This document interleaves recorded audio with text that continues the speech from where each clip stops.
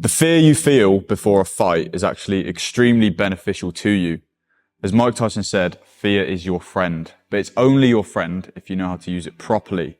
Otherwise, it'll be your biggest enemy. And in this video, I'm going to teach you how you can use fear to your advantage using science and the help of Andrew Huberman. After watching an Andrew Huberman podcast about stress some time ago, I learned this one psychological trick that I've been implementing into my pre-fight mental ritual, which has helped me gain confidence in the ring and actually perform better physically as well as mentally.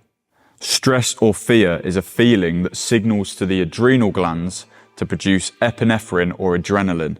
And what adrenaline does is it increases the heart rate, meaning that more blood is pumped around the body, delivering more oxygen to the muscles, preparing the body for a fight or flight situation. And this is why fear is your friend, because the more oxygen to those muscles means that you're going to be able to perform better, faster, stronger in whatever situation is about to arise.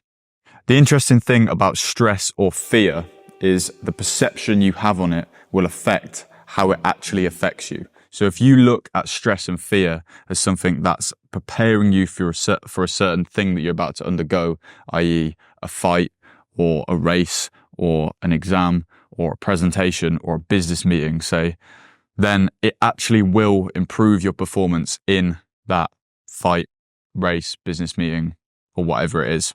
Whereas if you look at it as a negative thing, something that will affect you in a negative way, it actually will do that.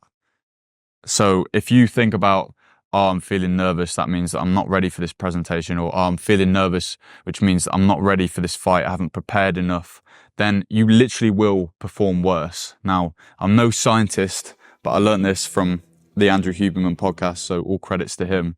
But basically, he proved this with studies.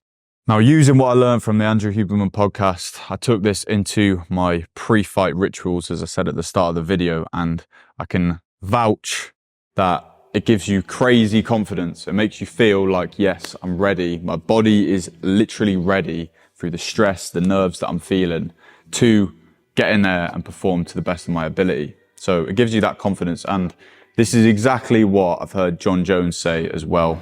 When you have butterflies and you're feeling anxious and you have anxiety or nervous, that's when you're most powerful, I believe. When you're scared, that means you're most powerful, right? And this is the same truth that aligns with science, right? Like what we said at the start of the video, that adrenaline, increasing your heart rate, getting more oxygen to the muscles through more blood flow is exactly what John Jones's quote is saying. But obviously his is more in like a visualization sort of manifestation sort of world, right? But science has literally backed this up. So it's fucking true. All you got to do is just look at the nerves and the stress and the fear you're feeling as something that's positive, and it will actually work and do wonders for you. I've also heard a story about a woman being able to lift a car off her kids out of the fear of losing them. And that is the exact same fight or flight response that your body has when it undergoes this sense or feeling of fear. It allows you to do stuff, even though it may injure you or cause you like long-term damage, to, for example, save that woman's kids, even though she had to like pick up a car to do so. So it's got powers, right? Another tip I'd like to add to this video for you guys going for your first fight or just generally trying to develop your mindset and psychology for the pre-fight ritual is about how you should look at your ability and how much work you've put in before the fight. This will also have effect on your performance, a direct effect, as once again proved by Andrew Huberman and his studies. Now, this is something also that I use before my fights. I think about how hard I've trained, but I make sure I never think about how good I am and how much amazing ability I have in the ring and how like technically brilliant I am. If you think like that, you know, these affirmations sort of thing. If you think like that, you actually perform worse, it turns out. But if you think about how much effort you've put in, how much training you put in, how hard you've worked, how much you've fucking studied for an exam, or how much you've prepared for a presentation, then it will have the opposite effect, and it will massively boost your ability to perform when it comes to the actual event.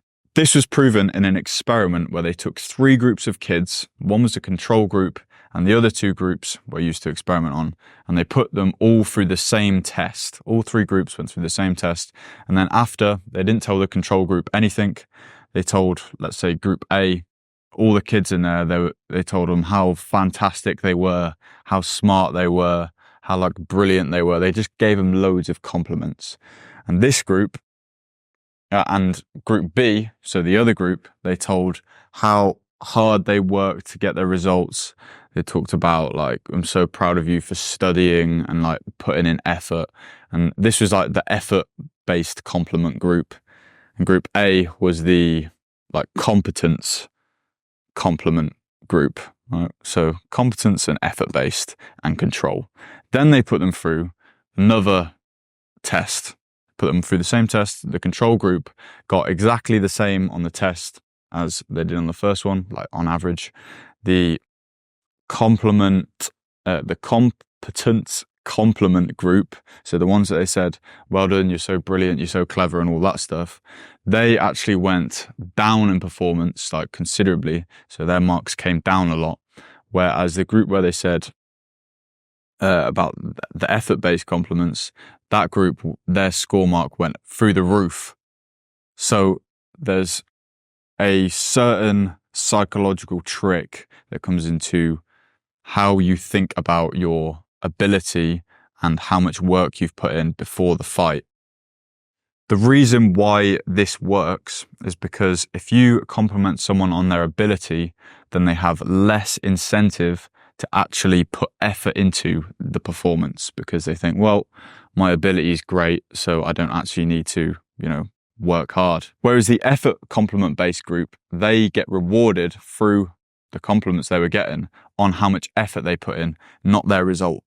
So the idea behind this is you need to think about how much effort you're putting in before your fight, which will allow you to perform a lot better, because you now know, it's now wired in your brain that you get rewarded through putting in maximum effort as opposed to having maximum ability. Because if you have the ability side of things on your mind, then you'll think that you don't need to put in the effort, and the effort is where you get the wins.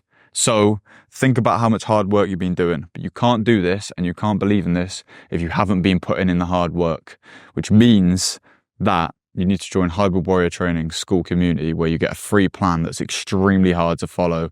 Well, it's easy to follow, but like it's extremely hard. And then, you'll win fights because you'll be confident in the fact that you put plenty of effort in following this plan, and then you just end up being as good as Mike Tyson. Hope you learned something from this video, and make sure you leave a like, subscribe, hit the bell for more sick videos like this.